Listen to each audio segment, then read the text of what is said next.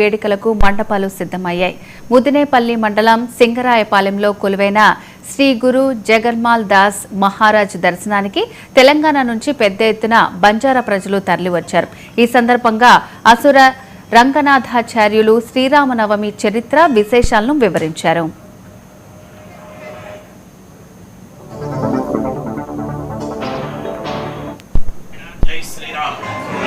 ఆపదామపహర్తారం దాతారం సర్వసంపదాం లోకాభిరామం శ్రీరామం భూయో భూయో నమామ్యహం.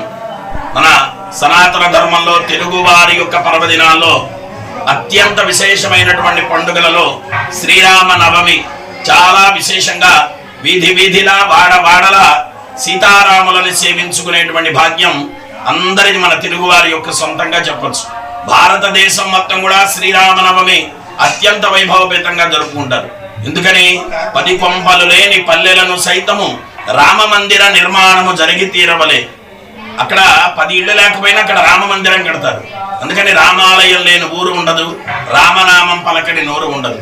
అందుకని శ్రీమన్నారాయణుడు లోక కళ్యాణార్థమై శ్రీరామచంద్రమూర్తిగా దశరథ మహారాజు గారికి చైత్ర శుద్ధ నవమి పునర్వసు నక్షత్రం రోజున ఉద్భవించినటువంటి రోజే శ్రీరామ నవమి. అందుకని ఆ శ్రీరామ నవమి రోజున రామచంద్రమూర్తిని భక్తి శ్రద్ధలతో ఆరాధన చేసి స్వామివారిని పూజించి స్వామివారికి యథాశక్తిగా కళ్యాణోత్సవాలు జరుపుకొని పానకము వడపప్పు ఇలాంటివన్నీ కూడా పంచుకోవడం మన శ్రీరామనవమి ప్రత్యేకత. భద్రాచలంలో సీతారామ కళ్యాణం ఒక విశేషమైతే ప్రతి గ్రామంలో ప్రతి వీధిలో కూడా సీతారాముల కళ్యాణాన్ని